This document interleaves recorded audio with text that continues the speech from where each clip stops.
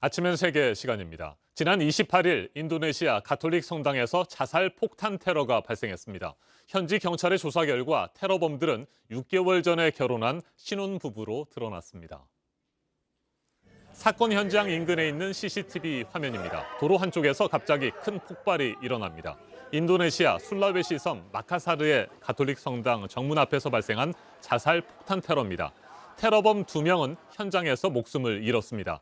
성당 경비원과 신도 등 19명은 크고 작은 부상을 입었습니다. 목격자들에 따르면 오토바이를 탄 남녀가 성당 안쪽으로 들어가려다가 폭탄이 터졌습니다. 성당 신부의 말 직접 들어보시겠습니다. Pelaku bom bunuh diri ini berusaha untuk masuk ke dalam lokasi gereja kami. Nah, pada saat itu salah satu petugas keamanan saya melihat ada sesuatu yang mencurigakan dan dia berusaha berdiri di pintu gerbang gereja. Dan pada saat itulah terjadi bom meledak. 인도네시아 현지 경찰의 조사 결과 테러범들은 이슬람 극단주의 무장단체 IS를 추종하는 인도네시아 현지 단체 자마 안샤룻 다울라의 조직원인 것으로 파악됐습니다.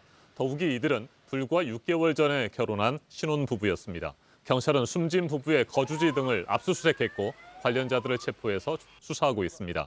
인도네시아 대통령은 철저한 조사를 지시했습니다. 들어보시겠습니다.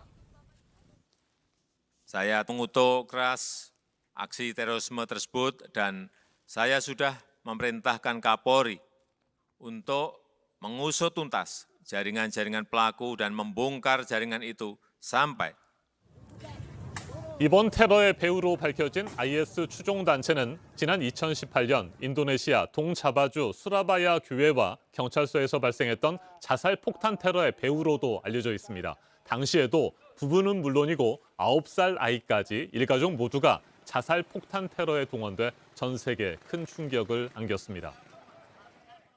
인도네시아에서 반복되고 있는 IS 추종단체의 자살 폭탄 테러 배경과 파장 좀 더 자세하게 짚어보겠습니다. 성공회대 이슬람 문화연구소장을 맡고 있는 이희수 교수 전화로 연결돼 있습니다. 교수님 안녕하십니까? 네, 안녕하세요. 네, IS의 잔당들이 여전히 남아 있고요. 중동을 비롯한 전 세계 곳곳에서 여전히 테러를 자행하고 있습니다. 이번에는 인도네시아에서 사건이 발생했고요. 인도네시아도 IS와 그 추종 단체들의 주요 활동지라고 볼 수 있는 거죠. 네, 인도네시아나 필리핀 이 무슬림 젊은이들이 IS 테러 대원으로 대거 참여했었습니다. 그리고 1919년 IS 지휘부가 개밀된 이후에 이들 잔당들이 귀국하면서 이 IS형 무차별 테러가 동남아 특히 인도네시아로 확산된 측면이고요.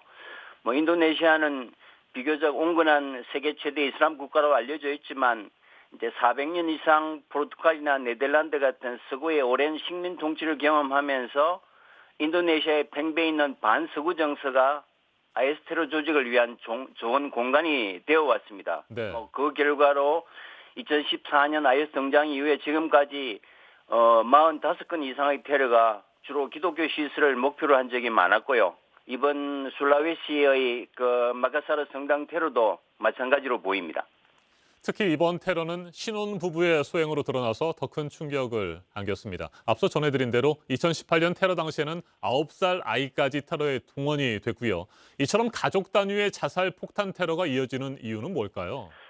참 비극적 현실인데요. IS는 이미 괴멸된 상태고 또 반이슬람적이고 반인륜적 잔혹성 때문에 지속적으로 테러 조직원을 충원하기가 지금 어려운 상황입니다.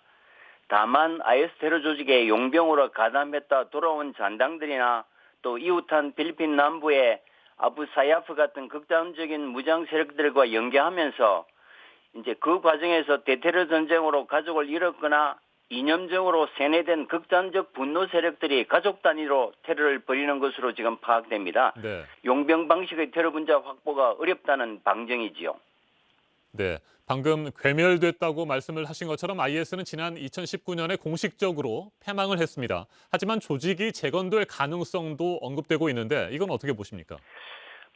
IS는 종교적 이념적 확신 조직이라기보다는 제가 보기에는 이번 테러의 배후 세력으로 알려진 자마 안샤루 다울리 같은 인도네시아 지역 테러 단체들은 상당히 체계를 갖춘 그리고 동조 세력을 끌어들일 수 있는 역량이나 비전을 갖춘 상태가 아니기 때문에 확산 가능성은 매우 낮게 보고요. 다만 사회적 불만 세력이나 소수의 부유한 기독교 공동체를 향한 이 박탈감 표출 세력이나 특히 공권력에 의해서 가족들이 피해를 입은 분노 세력들이 있는 한 이 IS 잔당들이 일정 부분 먹잇감을 찾을 수 있다고는 보여집니다. 따라서 잠재적인 분노 세력이나 이런 사회적 소외 집단들을 줄이고 관리하는 세계적인 정책이 테러 위협을 줄일 수 있는 그런 상황임을 우리가 다시 한번 되새길 필요가 있겠지요. 알겠습니다. 말씀 잘 들었습니다. 이희수 성공회대 이슬람 문화 연구소장이었습니다. 인도네시아는 국가 표어로 다양성 속에 통일을 내세울 만큼 관용과 온건주의를 추구해왔습니다. 세계에서 가장 많은 2억 2천만 명 이상의 무슬림 인구가 살고 있습니다.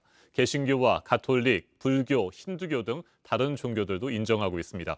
그런데 최근 몇 년 사이 이슬람 급진주의 기조가 강화되면서 IS 추종 세력의 테러가 다시 심각한 사회 문제로 떠오르고 있습니다. 미 국무부는 지난 28일 성명을 통해 이번 성당 테러는 인도네시아 국민이 지지하는 관용과 다양성에 대한 모욕이라고 비판했습니다. 지금까지 아침 현세계였습니다.